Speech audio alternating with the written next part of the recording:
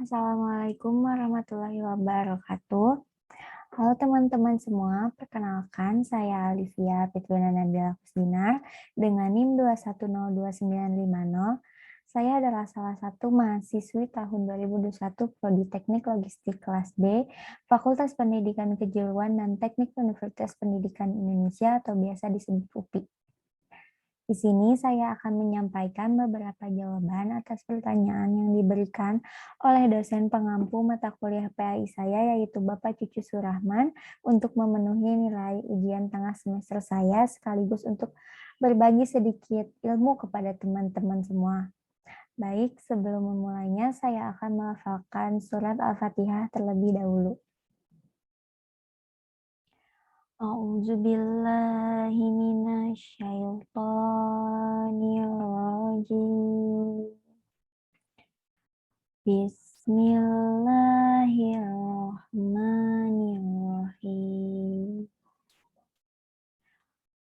Alhamdulillahi rabbil alamin. Ar-Rahmanir-Rahim.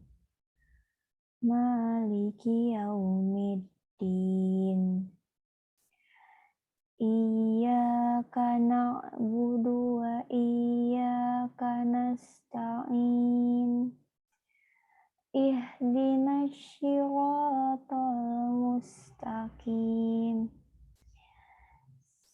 Siratal ladzina an'amta 'alaihim ghairil maghdubi 'alaihim waladdallin.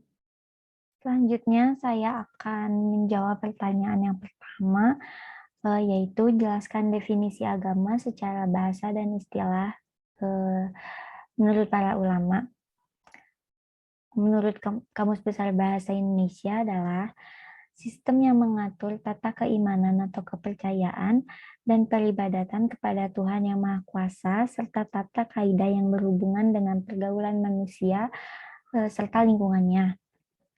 Kata agama berasal dari bahasa Sanskerta, yaitu agama, yang berarti tradisi. Sedangkan kata lain untuk menyatakan konsep ini adalah religi, yang berasal dari bahasa Latin, yang berasal dari kata kerja religare, atau yang berarti mengikat kembali. Maksudnya dengan memiliki religi, seseorang mengikat dirinya kembali dengan Tuhan. Kunchara Diningrat dalam buku Kebudayaan, Mentalitas, dan Pembangunan tahun 1974 memaparkan, di Indonesia istilah agama digunakan untuk menyebut 6 agama yang diakui resmi oleh negara, yaitu Islam, Katolik, Protestan, Hindu, Buddha, dan Konghucu. Selain itu, Kunchara Ningrat juga menyimpulkan bahwa agama merupakan rasa percaya seorang manusia agar bisa nyaman ketika menjalani kehidupan, meliputi kenyamanan jasmani maupun rohani. Dikutip dari buku Tuhan Ada di Hatimu, karya Habib Hussein Ja'far Al-Hadar, Syekh Yusuf menuturkan bahwa agama adalah mengenal Allah atau ma'rifatullah. Mengenal Allah adalah berlaku dengan akhlak yang baik. Akhlak yang baik adalah menghubungkan tali kasih sayang atau silaturahim. Silaturahim adalah memasukkan rasa bahagia ke dalam hati orang lain. Pertanyaan selanjutnya adalah, apa arti Islam? Bagaimana cara memahami agama Islam yang efektif menurut Anda? Dan bagaimana Anda menghayatinya dalam kehidupan? Islam berasal dari kata aslama yuslimu islaman, yang berarti tunduk, patuh, dan selamat. Islam berarti kepasrahan atau ketundukan secara total kepada Allah Subhanahu wa Ta'ala. Orang yang beragama Islam berarti ia pasrah dan tunduk patuh terhadap ajaran-ajaran Islam. Seorang Muslim berarti juga harus mampu menyelamatkan diri sendiri, juga menyelamatkan orang lain. Tidak cukup selamat, tetapi juga harus menyelamatkan. Secara istilah, Islam adalah agama yang dibawa oleh Nabi Muhammad SAW untuk umat manusia agar dapat hidup bahagia di dunia maupun akhirat.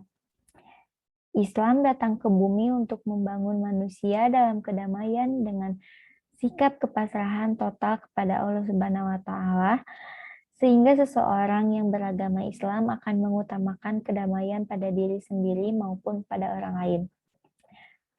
Cara efektif menurut saya untuk menghayati Islam adalah dalam kehidupan, yaitu dengan mencari makna tentang agama Islam tersebut, karena jika hanya mengetahui dan mentaati saja, kita tidak akan pernah tahu apa tujuan, manfaat, apalagi untuk menghayatinya. Itu tidak akan bisa. Pertanyaan selanjutnya yaitu mengenai pengertian Al-Quran, pokok-pokok isi kandungan, dan bagaimana interaksi dengan Al-Quran. Adapun definisi dan pengertian Al-Quran menurut bahasa adalah bentuk jama dari kata benda atau masdar yang berasal dari kata kerja qara'a, yaqra'u, Qur'anan, dan bisa diartikan sebagai bacaan atau sesuai yang dibaca berulang-ulang.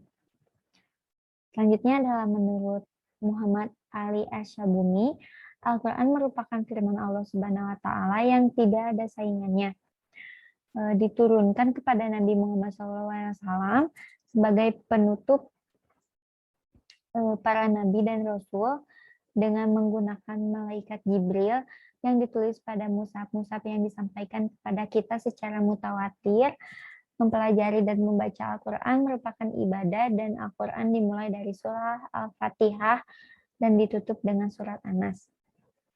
Selanjutnya adalah menurut Syekh Muhammad Qudari Beg, Al-Quran merupakan firman Allah Subhanahu wa taala yang berbahasa Arab, diturunkan kepada Nabi Muhammad SAW untuk dipahami isinya, disampaikan kepada kita dengan cara mutawatir, ditulis dalam mushaf yang dimulai dengan surat Al-Fatihah dan diakhiri dengan surat An-Nas. Yang ketiga, ada menurut Subi Asalih. Menurut Dr. Subi Asalih ini, Al-Quran adalah kalam Allah Subhanahu wa taala yang merupakan mukjizat yang diturunkan kepada Nabi Muhammad yang ditulis dalam mushaf, diriwayatkan secara mutawatir, dan membacanya yaitu bernilai ibadah. Yang selanjutnya adalah pedoman-pedoman dalam Al-Quran. Terdapat 7 pokok isi Al-Quran, yaitu yang pertama adalah akidah atau sistem keyakinan yang bertumpu pada kebenaran mutlak tentang pokok-pokok keimanan seperti keesaan Allah, adanya malaikat, rasul, dan nabi. Nabi Muhammad adalah sebagai rasul terakhir, Al-Quran sebagai sumber kebenaran, dan adanya hari kiamat. Kedua adalah ibadah yang artinya menghamba atau mengabdi. Al-Quran memerintahkan beberapa bentuk ibadah yang harus dilakukan oleh setiap kaum muslim, antara lain sholat, puasa, zakat, dan haji bagi yang mampu. Selanjutnya adalah muamalah atau tata cara berhubungan dengan sesama manusia. Selanjutnya adalah akhlak atau pola perilaku manusia, baik secara lahir maupun batin. Beberapa akhlak yang diajarkan oleh Al-Quran antara lain sabar, tawakal, jujur, dan lain sebagainya. Selanjutnya adalah hukuman-hukuman, lalu kisah-kisah Nabi, lalu ada dasar-dasar ilmu pengetahuan tentang alam semesta. Berinteraksi dengan Al-Quran untuk membentuk karakter dapat dilakukan dengan langkah-langkah berikut ini. Yang pertama adalah meyakini Al-Quran itu datang dari Allah. Yang kedua adalah meyakini kebenaran isi Al-Quran. Ketiga adalah menerima Al-Quran dengan hati terbuka dan sukacita. Selanjutnya adalah memahami tujuan Al-Quran diturunkan oleh Allah. Selanjutnya adalah memahami dan menyaksikan mukjizat Al-Quran. Selanjutnya adalah menjadikan Al-Quran sebagai petunjuk hidup atau the way of life. Yang terakhir adalah menjadikan Al-Quran sebagai sebuah peringatan. Pertanyaan terakhir mengenai iman, menjelaskan makna iman, terus bagaimana cara untuk meningkatkan iman. Iman adalah bagian dari keyakinan kepada Allah. Dalam Islam, iman adalah mengakui dengan lisan, membenarkan dengan hati, dan mengamalkan dengan perbuatan.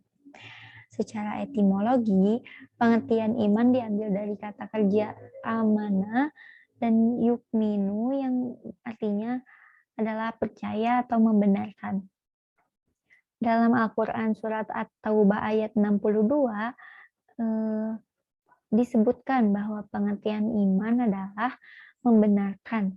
Sementara dalam hadis disebutkan bahwa pengertian iman adalah ucapan dengan lidah dan kepercayaan yang benar dengan hati dan perbuatan dengan anggota tubuh.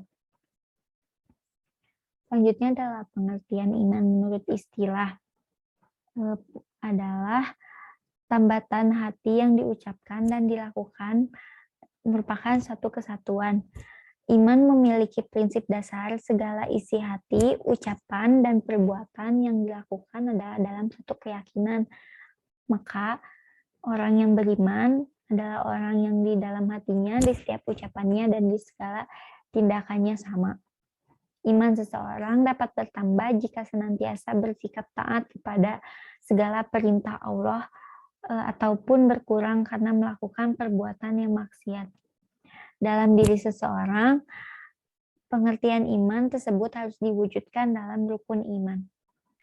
Terdapat 6 rukun iman yang mesti diyakini seorang muslim, yaitu pertama, iman kepada Allah, kedua, kepada malaikat Allah, ketiga, iman kepada kitab-kitab Allah, yang keempat adalah iman pada rasul-rasul Allah, yang kelima, iman kepada hari kiamat atau hari akhir, yang terakhir adalah iman pada qada dan qadar.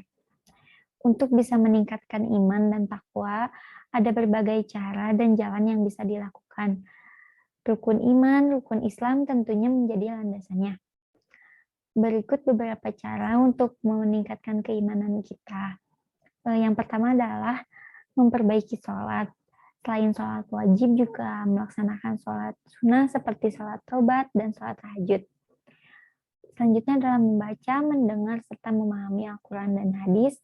Selanjutnya adalah mentadabburi alam semesta, menjalankan perintah Allah secara konsisten, dan lain-lain.